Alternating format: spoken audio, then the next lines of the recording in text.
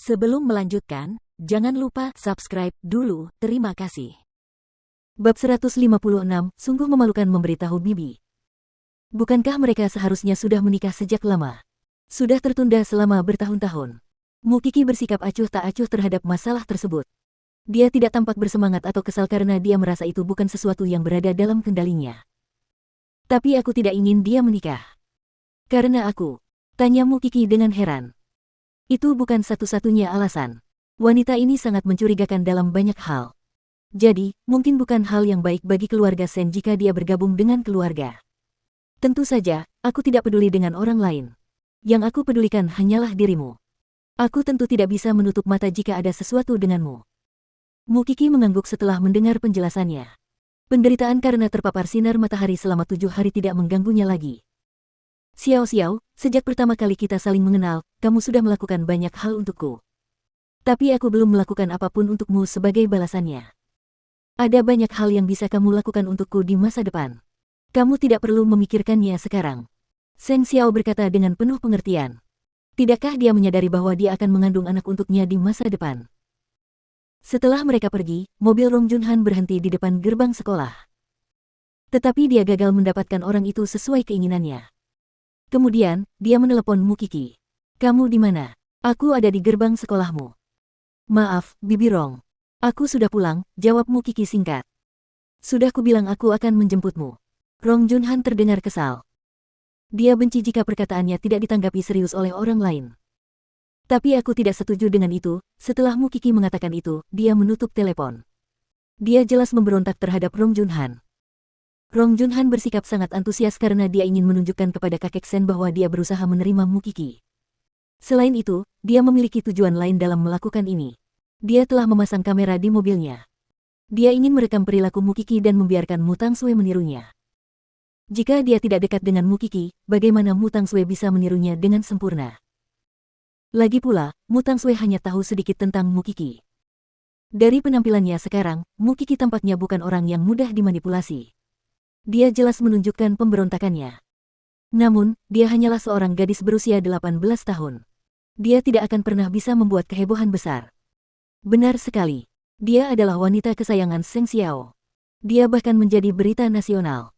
Tidak bisakah dia membuat kehebohan besar di negara ini? Melihat Mukiki menutup telepon dari Rong Junhan tanpa berpikir, Seng Xiao tertawa. Kier kesayanganku sudah dewasa. Keluarga Sen memperlakukan kakak tertua ini seperti bangsawan, tetapi kamu berani menutup teleponnya seperti ini. Setidaknya aku masih menjawab teleponnya. Lain kali, aku bahkan tidak akan mengangkat teleponnya. Mukiki menyingkirkan ponselnya.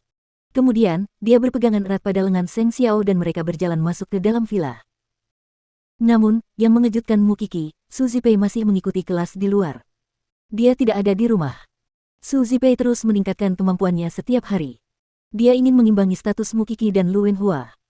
Lupakan saja. Kamu duduk saja di sini sebentar, Xiao Xiao. Aku mau mandi. Mengenakan seragam ini sangat tidak nyaman.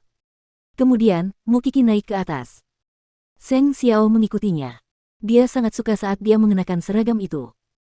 Karena Su Zipei tidak ada, dia bisa bersenang-senang. Jadi, begitu Mukiki mendorong pintu hingga terbuka, Seng Xiao mengangkat Mukiki di bahunya dan membaringkannya di tempat tidur besar. Mukiki terkejut. Dia segera menolak. Aku sangat kotor sekarang. Aku baru saja jogging sebelum pulang sekolah. Lain kali, pakai jas putih saja. Seng Xiao sama sekali tidak keberatan.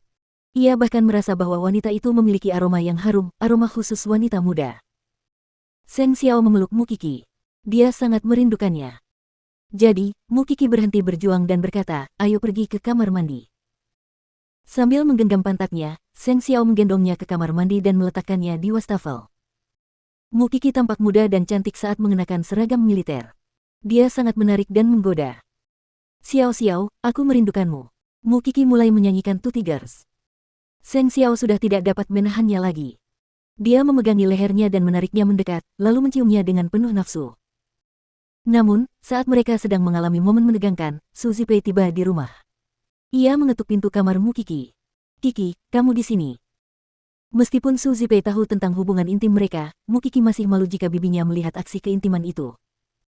Seng Xiao membaca pikirannya dan sengaja menggigit bibirnya agar dia tidak mengeluarkan suara apapun. Mu Qi terkejut dan hampir berteriak. Su Zipei tidak mendengar jawaban dari Mu Qi.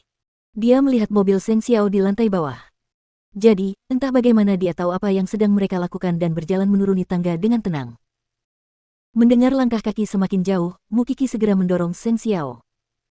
Terlalu memalukan untuk ketahuan oleh bibiku. Dia sudah tahu. Kenapa kita tidak lanjutkan saja? Seng Xiao tidak memberi kesempatan pada Mu Qi untuk protes dan memandikannya.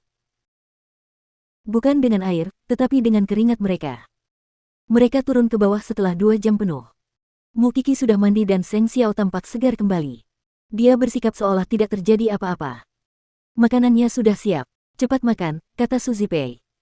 Bibi, Mu Qi sedikit malu. Malam ini aku akan pergi ke tempat Wen Hua. Kau bisa menginap di sini atau pulang. Terserah kau. Su Zipei sengaja menghindari topik itu. Aku masih harus menghadiri kelas malam. Kamu dan Paman Lu. Dia sedang sakit akhir-akhir ini. Aku harus merawatnya, Su Zipei menjelaskan. Mu Qi terkekeh dan mengangguk. Baiklah. Kau bisa pergi saja. Jangan khawatirkan kami. Saya sudah merebus sup ayam. Kamu bisa membawanya ke ayahmu saat kamu menjenguknya di rumah sakit. Saya sedang terburu-buru. Selamat tinggal. Berbicara tentang rumah sakit, Mu Qi menatap Seng Xiao. Dia menutup telepon Rong Junhan sore ini. Dia tidak tahu apa yang akan dia katakan di depan ayahnya. Akankah ayahku percaya apa yang dikatakan Rong Junhan? Kau akan tahu saat kau pergi ke sana nanti. Seng Xiao berkata dengan acuh tak acuh, sambil duduk di kursi. Dia tampak percaya diri. Bagaimana kalau kita bertaruh? Mereka akan segera menikah. Rong Junhan tidak ingin aku menghadiri pernikahannya, bukan? Baginya, aku hanya pengganggu. Kau tidak akan pergi jika dia tidak menginginkanmu. Seng Xiao menatap mata Mu Qi dan berkata, kau tidak begitu patuh. Tapi, mari kita lihat apakah pernikahannya bisa diadakan terlebih dahulu. Seng Xiao mengambil sumpitnya. Dia menyajikan makanan kesukaan Mu Qi ke dalam mangkuknya. Cepat makan. Kita masih harus pergi ke rumah sakit. Apakah kamu akan muncul? Seng Xiao menggelengkan kepalanya. Saatnya belum tepat. Keluarga Sen tahu bahwa Jing Yun telah banyak membantu Mu Qi. Namun, mereka mengira Seng Xiao tidak terlibat dalam hal ini. Jika Rong Junhan tahu bahwa Seng Xiao adalah orang di balik Mu Qi, dia akan lebih berhati-hati. Dengan begitu, akan sulit bagi mereka untuk menghadapinya.